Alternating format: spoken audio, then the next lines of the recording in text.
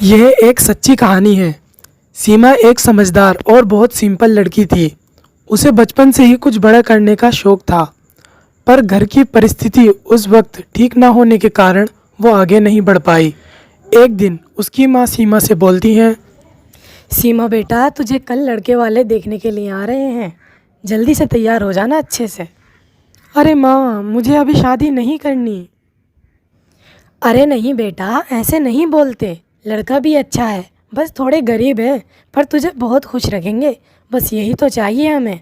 पैसा तो बाद में भी आ जाएगा। पर माँ, मैं पैसे को बोल ही कहाँ रही हूँ। बस मैं अपने पैरों पर खड़ी हो जाऊँ, फिर आप जहाँ कहेंगी मैं वहाँ शादी कर लूँगी। बेटा तेरी बात सही है, पर अब तेरी शादी की उम्र हो गई है और लड़का भी किसी नशे का प्रयोग नहीं करता है, और हम जानते भी हैं उन्हें, तो बहुत खुश रहेगी वहाँ। सीमा बहुत मना करती है, लेकिन उसकी माँ नहीं मानती। अपनी माँ और पापा की खुशी के लिए वो शादी के लिए हाँ कर देती है। अगली ही सुबह सीमा को देखने के लिए लड़के की माँ आ जाती है।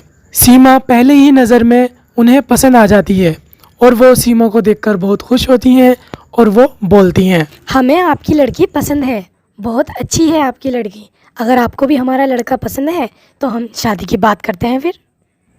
हाँ हाँ, क्यों नहीं, हमें भी तुम्हारा लड़का राज बहुत पसंद है, तो अब शादी की बात कर लेते हैं। और फिर सीमा का रिश्ता पक्का हो जाता है। सब बहुत खुश थे। सीमा का रिश्ता हुए 4 साल पूरे हो गए थे, पर सीमा की किस्मत ने सीमा का पहले से ही साथ नहीं दिया था।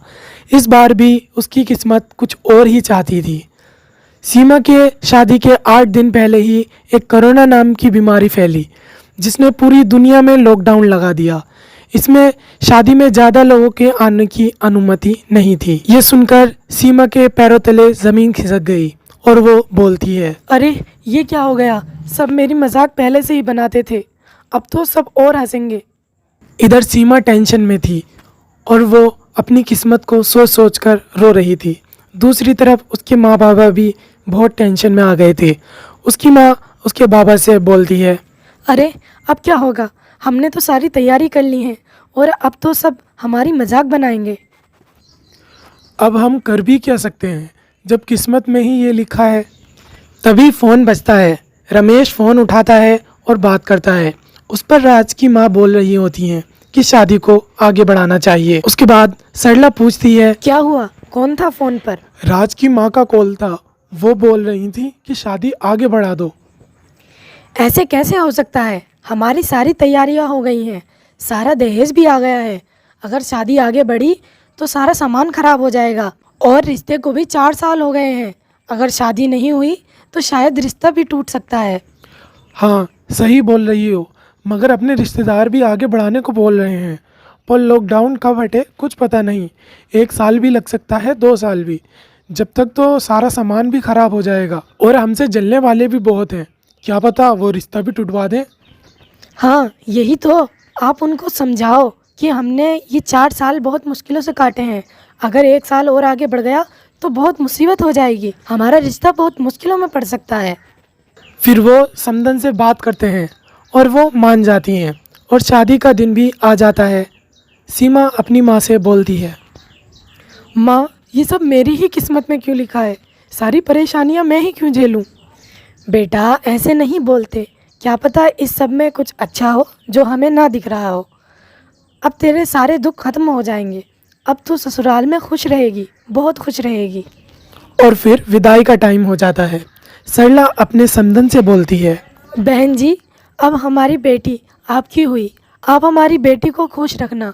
अगर इससे कुछ गलती हो जाए तो बेटी समझकर माफ़ कर देना और समझा देना, ये भी आपकी ही बेटी है। अरे समदन जी, अब आप फिक्र क्यों करती हैं? अब ये मेरी भी बेटी है, अब मैं इसे अपनी बेटी की तरह लाड प्यार से रखूँगी। अरे सासू माँ, आप फिक्र क्यों करती हैं, मैं हूँ ना इसके साथ। और फिर सीमा की विदाई हो जाती है। सीमा की परेशानी शादी के बाद और बढ़ जाती है, लेकिन वो अपनी समझदारी से सबका सामना करती है। एक दिन उसकी पड़ोसन उससे बोलती है, अरे सीमा, तूने तो सब कुछ बचा दिया अपने माँ बाप का। क्यों, आप ऐसा क्यों बोल रही हो? अरे लॉकडाउन में शादी हो गई, ना किसी को बुलाने का खर्चा और ना ही दहेज का खर्चा। सीमा गुस्से में बोलती है, मेरे माँ बाप ने आपसे ज़्यादा दहेज दिया है, और रही बात आपको खाना खिलाने की, तो हमने तो काट दिया था। हमने तो आपसे मना नहीं किया कि आप मत आना, आना था तो आती ना, क्यों नहीं आई? सीमा की बात सुनकर उसकी पड़ोसन बोलती है। अरे अरे, तू तो गुस्सा हो गई, मैं तो बस वैसे ही बोल रही थी। सीमा को और उसके माता पिता को हर किसी से यही ताने सुनने मिलते थे कि ये तो अपना सब कुछ बचा गए। इस बात से सीमा और ज़्यादा दुखी होती थी। फिर एक दिन राज सीमा को आवाज़ लगाता है। सीमा, सीमा कहाँ हो, जल्दी आओ, मेरी तबीयत बिगड़ती जा रही है। राज की आवाज़ सुनकर सीमा जल्दी से दौड़ी चली आती है और देखती है कि राज की तबीयत बहुत ख़राब हो रही है। फिर वो बोलती है, क्या हुआ आपको? अरे आपकी तबीयत तो बहुत ज़्यादा ख़राब होती चली जा रही है, आप टेंशन मत लो, मैं अभी जल्दी से डॉक्टर को बुलाती हूँ। डॉक्टर राज को दवाई देकर चला जाता है। फिर राज आराम करने लगता है। सीमा को पता चलता है कि राज की तबीयत पहले से ही बहुत खराब रहती थी और अब ज़्यादा खराब हो रही थी, इसीलिए डॉक्टर ने भी राज को काम करने से मना कर दिया था। ये सुनकर सीमा और बुरी तरह टूट गई थी। फिर सीमा से राज बोलता है, सीमा अब क्या होगा, मैं कमाने नहीं जाऊंगा तो खर्चा कहाँ से चलेगा? अरे आप परेशान मत हो, हम कुछ ना कुछ कर लेंगे। सीमा हारने वालों में से नहीं थी। वो दुनिया के ताने भी सुनती और कुछ बड़ा करने का हौसला भी रखती थी, पर दुनिया उसकी गरीबी का मजाक बनाती थी। फिर एक दिन अरे सीमा, ये तूने कैसे कपड़े पहन लिए हैं? थोड़ा सही से तो पहन कर आती। फिर उसकी बेटी बोलती है, अरे माँ, ये कहाँ से पहनेंगी, इनके पास तो कपड़े ही नहीं हैं, यही घर में पहनती हैं और यही पहनकर बाहर चली जाती हैं, इन्हें तो तरीका ही नहीं है कपड़े पहनने का। ये सब बातें सुनकर सीमा का दिल टूट गया और वो घर वापस आकर बहुत रोई। तब से उसने सोच लिया कि वो अब सबको अमीर बनकर दिखलाएगी। फिर वो बोलती है, अब मैं इतना अमीर बनकर दिखलाऊंगी कि जिसने मेरी मजाक बनाई है वो सब लोग मेरे आगे पीछे घूमेंगे। फिर वो सोचने लगती है कि वो क्या कर सकती है, कुछ ऐसा जिससे वो घर बैठे ही कुछ कर सके। तभी राज फोन चलाते हुए कमरे में आता है। राज को देखकर सीमा उससे पूछती है, फोन में क्या चला रहे हो? मैं यूट्यूब चला रहा हूँ, शायरी की वीडियो देख रहा था इसमें। उसकी बात सुनकर सीमा के दिमाग में आइडिया आता है और वो समझ जाती है कि उसे क्या करना चाहिए। फिर वो बोलती है, शायरी की वीडियो, मुझे भी तो शायरी आती है, मैं भी वीडियो बनाकर यूट्यूब पर डाल सकती हूँ। फिर वो यूट्यूब पर सर्च करती है और थोड़ी जानकारी लेती है कि वीडियो को कैसे बनाना है, कैसे एडिट करना है और कैसे उसे अपलोड करना है। तभी राज उससे बोलता है, क्या कर रही हो, आज तुम इतना फोन क्यों चला रही हो, रात बहुत हो गई है, सो जाओ। मैं अपने सपने पूरे करने का तरीका देख रही हूँ। अरे यार, एक तो तुम्हारी ये बातें मेरे समझ में नहीं आती, तुम करती रहो जो कर रही हो। अब सीमा को कामयाबी का रास्ता मिल गया था। अगले दिन सुबह अरे ये बहू को क्या हो गया, ये किससे बात कर रही है? फिर वो सीमा के पास जाकर बोलती हैं, किससे बातें कर रही हो सीमा? किसी से तो नहीं मम्मी जी, बस वीडियो बना रही थी। वीडियो बना रही हो, पर क्यों? मम्मी जी, मैं इसे वीडियो बनाकर यूट्यूब पर अपलोड करूँगी, फिर जैसे ही मेरा चैनल मोनेटाइज हो जाएगा वैसे ही हमें यूट्यूब पैसे देगा। अरे बहू, तू पागल तो नहीं हो गई है? तेरे सिर पे कहीं चोट तो नहीं लग गई? ऐसा थोड़ी ना हो कि वीडियो डालकर पैसे मिले तुम्हें। करती रहे जो कर रही है। अब सीमा के लिए थोड़ी परेशानी और बढ़ गई थी। राज की भी देखभाल करती और फिर सास की भी देखभाल करती, घर का काम भी करती और फिर वीडियो भी बनाती, फिर लोगों के ताने भी सुनती। ऐसे ही उसकी जिंदगी चल रही थी। फिर एक दिन उनकी पड़ोसन उसकी सास से बोलती है, अरे तेरी बहू तो बड़ी कामचोर है, दिन भर फोन ही चलाती रहती है, कुछ काम करती भी है या नहीं? लोगों की बातें सुनकर सास को भी गुस्सा आने लगता है। वे बोलती हैं, अरे सीमा, ओ सीमा, कभी कुछ काम भी कर लिया कर, ये दिन भर फ़ोन ही चलाती रहेगी। मम्मी जी, मैंने सारा काम कर लिया है, आपको खाना भी खिला दिया और आपको दवाई भी दे दी, राज को भी दवाई दे दी है और खाना भी खिला दिया है, सारा घर का काम भी कर लिया है मैंने। अरे घर में यही काम नहीं है, और भी काम है, कभी तो फ़ोन से बाहर निकल जाया कर। इस तरह सीमा अपनी पूरी जिम्मेदारी उठा रही थी, फिर भी सब उसे अनाप शनाप सुनाते थे। सीमा छुप छुप कर रोती, पर उसने कभी हार नहीं मानी। वे एक बहादुर लड़की थी। कब होगा मेरा चैनल मोनेटाइज, कब तक और मैं ऐसी ज़िंदगी जीती रहूँगी। आखिर इस बार किस्मत ने भी सीमा का साथ दिया और उसका चैनल जल्द ही मोनेटाइज भी हो गया। अरे वाह, आखिर आज मेरा चैनल मोनेटाइज हो गया, पर मैं अभी किसी को नहीं बताऊंगी जब तक मेरी पहली पेमेंट नहीं आ जाती है। और फिर एक दिन, मम्मी जी, राज देखो ये क्या है। अरे क्या हुआ सीमा, क्या कह रही हो? हाँ सीमा, क्या हुआ? सीमा के हाथों में इतने सारे पैसे देखकर राज बोलता है, सीमा, ये इतने सारे पैसे कहाँ से आए तुम्हारे पास? यही दिखलाने के लिए तो बुला रही थी। ये मेरी पहली पेमेंट है यूट्यूब से। क्या सच में ये यूट्यूब की पेमेंट है? हाँ बहू, ये यूट्यूब से आए हैं, वो वीडियो डालकर। हाँ मम्मी जी, ये यूट्यूब से ही आए हैं। और उस दिन के बाद सीमा की हर जगह इज्जत होने लगती है। जिसने सीमा की मजाक बनाई थी वही लड़की सीमा से बोलती है, अरे आपके कपड़े कितने अच्छे हैं, ये तो बहुत महंगे मिले होंगे ना। अरे नहीं, मुझे कपड़े पहनने का तरीका ही कहाँ आता है, तुम सिखा दो। बताओ ना कैसे कपड़े पहनते हैं। सीमा की बात सुनकर वो लड़की शर्मिंदा हो जाती है और अपनी गलती पर पछताती है। उसके बाद सीमा ने राज का भी अच्छे से इलाज कराया और वो भी जल्दी ठीक हो गया। सास भी सीमा से बहुत खुश रहने लगी और वो भी अब सीमा को नहीं डांटती थी। अब सीमा सबसे अमीर थी। चोर बनी सोतन। सुमन एक समझदार और बहुत सुलझी हुई लड़की थी। उसकी शादी मोहन नाम के एक लड़के से हुई। सुमन को कुकिंग का बहुत शौक था और वो बहुत अच्छी कुकिंग कर लिया करती थी। सुमन के सास ससुर भी सुमन से बहुत खुश रहते थे। सुमन खाने को डाइनिंग टेबल पर रखकर सबको आवाज़ लगाती है, सब लोग जल्दी आ जाओ, खाना तैयार है, नहीं तो ठंडा हो जाएगा। और थोड़ी ही देर बाद सभी डाइनिंग टेबल पर आ जाते हैं। सुमन सबसे बोलती है, खाना टेस्ट करके बताओ सही बना है या नहीं, कुछ कमी तो नहीं है। सुमन की बात सुनकर उसके ससुर बोलते हैं, सुमन बेटा, आज तक तुम्हारे खाने में कोई कमी हुई है जो आज होगी? हमेशा की तरह आज भी ये बहुत ज़्यादा स्वादिष्ट लग रहा है। इसकी खुशबू ही इतनी अच्छी आ रही है। हाँ सुमन, पापा बिल्कुल ठीक कह रहे हैं। तुम्हारे खाने में कोई कमी हो जाए ऐसा तो हो ही नहीं सकता है। अरे मेरी बहू के हाथों में जादू है, जादू। बहुत अच्छा खाना बनाती है ये। और फिर सभी मुस्कुरा देते हैं और खाना खाने लगते हैं। रात के 2 बज रहे थे। तभी सुमन के ससुर जी बोलते हैं, सुमन बेटा, आज सैंडविच खाने का बहुत मन कर रहा है।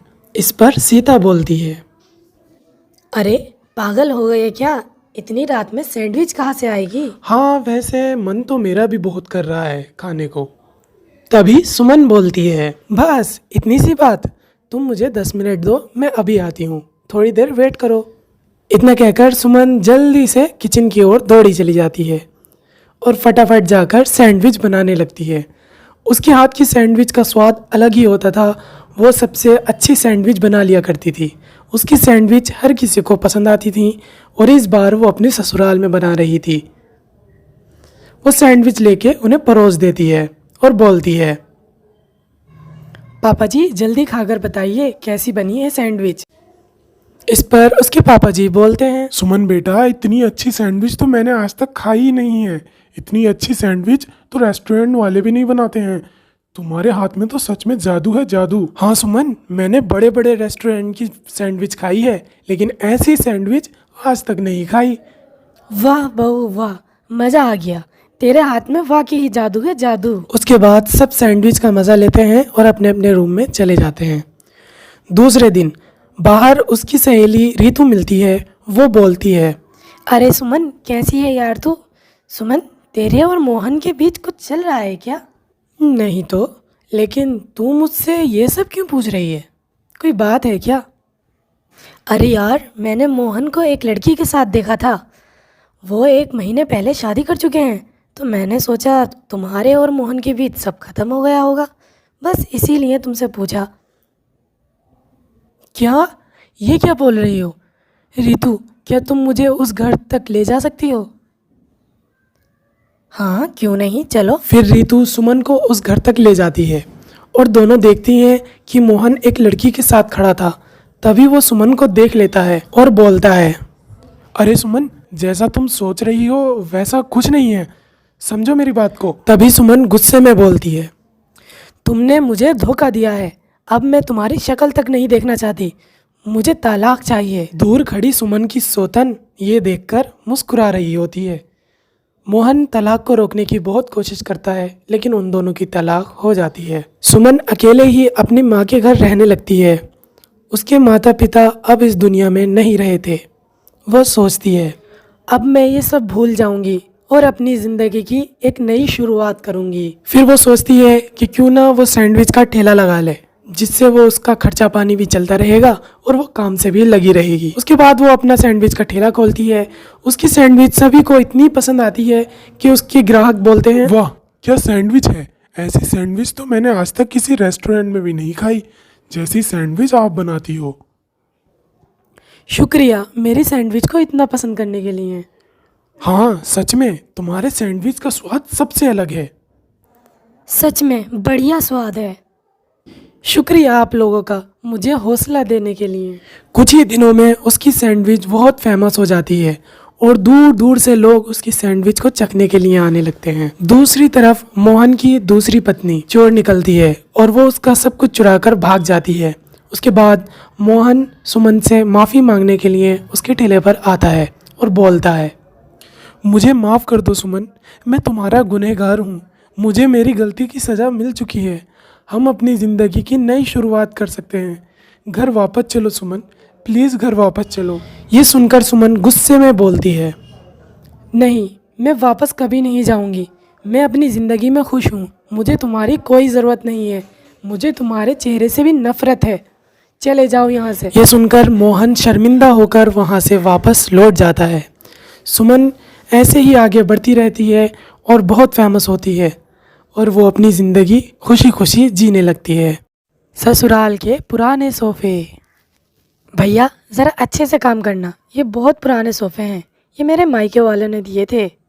अरे बहन, तो इतने पुराने सोफ़े तुम क्यों ठीक कराती रहती हो? मेरी मानो तो नए सोफ़े ले लो। ये 20-25 साल पुराने हो चुके हैं। अब इनकी लकड़ियाँ भी ख़राब हो चुकी हैं। तुम फिर संभलवाओगी, ये फिर से ख़राब हो जाएंगे। मुझे तुम्हारी ये फालतू की सलाह नहीं चाहिए। अपना काम करो, पैसे लो और जाओ यहाँ से। मेरे घर के मामले में बोलने की तुम्हें कोई ज़रूरत नहीं है। मैं खुद देख लूँगी मुझे क्या करना है। रहने दीजिए अंकल जी, मेरी माँ तब किसी की नहीं सुनती जब बात उनकी सोफ़े की आती है। बहुत प्यार है उन्हें अपने सोफ़े से। कोई बात नहीं बेटा, मेरा काम तो बस समझाना था, बाकी मैडम की मर्ज़ी। उसके बाद सोफ़े वाला सोफ़ा ठीक कर कर चला जाता है। अपने सोफ़े को पहले की तरह सही देखकर माया को बहुत खुशी होती है, लेकिन अपनी सास की खुशी देखकर अंकिता को खुशी नहीं होती। वो माया से बोलती है, क्या माँ जी, आप कब तक इन पुराने सोफ़ों में अपने पैसे बर्बाद करती रहोगी? जितने पैसे आपने इसमें लगा दिए हैं ना, इतने पैसों में तो नए सोफ़े आ जाते और हमारे घर की शो भी बढ़ जाती। अरे पर नए सोफ़े की ज़रूरत ही क्या है? वैसे भी आजकल के सोफ़े पुराने सोफ़े जितने टिकाऊ होते हैं, बच्चा कूदा नहीं और सोफ़े टूट जाते हैं। अब ये एक बार मेरा वाला ही देख लो, कितना पुराना है। इस पर तुम्हारी नंद और तुम्हारा पति यानी मेरा बेटा और बेटी खेल कूद कर पड़े हुए हैं। माँ जी, पुरानी चीज़ ज़्यादा समय तक नहीं चलती, इसलिए समय के साथ साथ हमें चीज़ों को बदलते रहना चाहिए। वो तो शुक्र है कि तेरा बस नहीं चलता, नहीं तो तू तो मुझे भी बदल देती। मैं भी तो पुरानी हो चुकी हूँ, तुझे तो नई सास चाहिए होगी, क्यों है ना? अपनी सास का जवाब सुनकर अंकिता की बोलती बंद हो जाती है और वो गुस्से में वहाँ से मुंह बनाकर चली जाती है। कुछ दिनों बाद अंकिता की बचपन की सहेली राधा उसके घर आती है। क्या हाल है अंकिता? जब से तेरी शादी हुई है, जब से तू मुझे बिल्कुल भूल ही गई है। तुझे याद नहीं आती मेरी? क्या करूँ यार, याद तो बहुत आती है। तू अपनी बता, तू अचानक से कैसे आ गई? तूने मुझे बताया भी नहीं, बता तो देती। अगर बता देती तो तुझे सरप्राइज़ कैसे मिलता? शादी है मेरी। तेरी शादी आ गई? वाह, मुझे तेरी शादी का कब से इंतज़ार था। बहुत वेट किया है मैंने। मैं तेरी शादी में ज़रूर आऊँगी। बहुत इंतज़ार कराया है तूने। हाँ मुझे भी। चलो वो तो सब ठीक है, लेकिन अंकल से मुझे ये उम्मीद नहीं थी। उन्होंने तुम्हें इतने पुराने सोफ़े दिए हैं। अरे नहीं नहीं, तुम गलत समझ रही हो। मेरे घर वाले तो सोफ़े दे रहे थे, लेकिन हमारी सास ने मना कर दिया। उन्हें ये पुराने सोफ़ों से बहुत लगाव है। क्या लकड़ी की चीज़ों से भी किसी को लगाव होता है? बड़े अलग ख्यालात की हैं तुम्हारी सास, या कंजूस है? मुझे तो कंजूस लग रही हैं। उसकी सहेली ने उसकी सास का बहुत मजाक उड़ाया। अंकिता कुछ कर भी नहीं सकती थी, बेचारी बैठी हुई सुन रही थी और मन ही मन गुस्सिया रही थी। राधा के जाने के बाद अंकिता गुस्से में बिलबिलाती हुई अपने सास के पास पहुंची। माँ जी, मुझे सही टाइम बता दीजिए, कब ये सोफ़े चेंज करोगी? कब नए सोफ़े लाओगी? इन सोफ़ों की वजह से बहुत मजाक बन चुकी है हमारी। बहू, तू तो ये बात को भूल ही जा, वो दिन कभी नहीं आएगा। मैं इन सोफ़ों को कभी चेंज नहीं करूँगी। इन सोफ़ों से यादें जुड़ी हैं मेरी बहुत सारी, मैं इन्हें कैसे चेंज कर दूँ? मेरे घर वालों ने दिए थे ये मुझे। माँ जी, हमारा घर इतना अच्छा है, हमारे घर में किसी भी चीज़ की कमी नहीं है सिवाय एक सोफ़े के। इन सोफ़ों की वजह से हमारे इतने अच्छे घर की शो बिगड़ जाती है। प्लीज़ नया सोफ़ा ले लेते हैं ना। अरे बहू, तू इस बात को क्यों नहीं भूलती है? भूल जा, मैं कभी नया सोफ़ा नहीं लूँगी। इस पर तेरा पति भी खेल कूद कर बड़ा हुआ है और मेरी यादें भी जुड़ी हुई हैं। मैं इसे कभी नहीं बदलूँगी, समझी तू?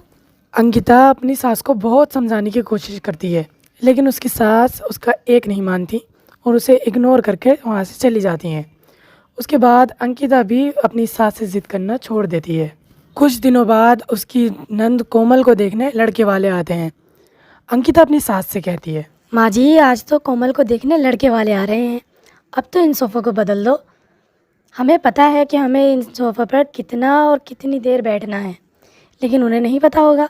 अगर वो थोड़ा भी इधर उधर हिले तो ये सारा सोफ़ा टूट जाएगा, सब में बेइज्जती हो जाएगी हमारी। अरे बहू, ये मेरे सोफ़े इतने नाजुक नहीं कि 4 जनों के बैठने से टूट जाएं। देखना, सबसे ज़्यादा मजबूत यही सोफ़े हैं। आजकल के सोफ़े इसकी बराबरी कहाँ कर सकते हैं। आज भी अंकिता अपनी सासू माँ को समझाने की बहुत कोशिश करती है, लेकिन उसकी सास आज भी उसकी एक नहीं सुनती। थोड़ी देर बाद लड़का और उसकी माँ कोमल को देखने के लिए आते हैं। जैसे ही वो सोफ़े पर बैठते हैं, सोफ़ा चटर जैसे टूटकर नीचे गिर पड़ता है। दोनों भी उसके साथ साथ नीचे गिर जाते हैं। अरे, ये क्या हो गया? इतना मजबूत सोफ़ा कैसे टूट गया? बहन जी, आपको नहीं पता कि ये सोफ़ा कैसे टूट गया? इतना पुराना सोफ़ा रखोगी तो ऐसे ही टूटेगा ना। हमारी तो सारी बेइज्जती कर दी। बेटा, तुझे कुछ हुआ तो नहीं? माँ मैं ठीक हूँ, आपके तो कहीं चोट नहीं लगी? हमें तो ऐसा लगता है जैसे हम किसी गरीब परिवार में अपना रिश्ता जोड़ने के लिए आ गए हैं। ये तो पूरे कंजूस दिखते हैं। घर ही अच्छा है इनका, खाली सामान तो सारा पुराना ही रखा है। इतने पुराने सोफ़ों पर कोई मेहमानों को बिठालता होगा, सारी हमारी बेइज्जती कर दी। इतने कंजूस लोगों के साथ हम अपने रिश्ता नहीं रख सकते माँ। चलो यहाँ से चलते हैं। तुम मेरे सामने मेरे ससुराल वालों की ऐसे बेइज्जती नहीं कर सकते। सोफ़ा इसलिए टूटा क्योंकि वो पुराना था। मेरी माँ को इस सोफ़े से बहुत लगाव है, क्योंकि ये उनके मायके वालों ने दिया था। इसका मतलब ये नहीं कि हम गरीब या कंजूस हैं। वाह वाह, एक तो चोरी, ऊपर से सीना चोरी। इतने पुराने सोफ़े पे कौन मेहमानों को बिठाता होगा? बेइज्जती तुम्हारी नहीं, बेइज्जती तो हमारी हो रही है यहाँ पर। चल बेटा, यहाँ से चल। और इस तरह घर आए मेहमान वापस लौट जाते हैं। माया को ये समझ आ जाता है कि पुरानी चीज़ों को समय समय पर बदलता रहना चाहिए। बहू, तू बिल्कुल सही कहती थी। टाइम आने पर खुद को और पुरानी चीज़ों को बदलना पड़ता है। चाहे पुरानी चीज़ों की कितनी भी मरम्मत करा लो, वो रहती फिर भी पुरानी ही है। आज मेरी वजह से मेरी बेटी का रिश्ता टूट गया। कोई बात नहीं माँ जी, आपने देखा नहीं वो कितने लालची थे। अगर वहाँ से रिश्ता हो भी जाता तो हमारी कोमल कभी उसमें खुश ना रहती। अब ये बातें छोड़ो और नया सोफ़ा लेके आते हैं। उसके बाद वो लोग जाकर नया सोफ़ा सेट लेके आते हैं। अगर आपको हमारी ये स्टोरी पसंद आई है तो हमारे चैनल को सब्सक्राइब कीजिए और हमारे वीडियो को लाइक कीजिए और बेल आइकन दबाना ना भूलिएगा, ताकि हमारे आने वाली वीडियो की नई अपडेट आपको सबसे पहले मिल सके। Thanks for watching.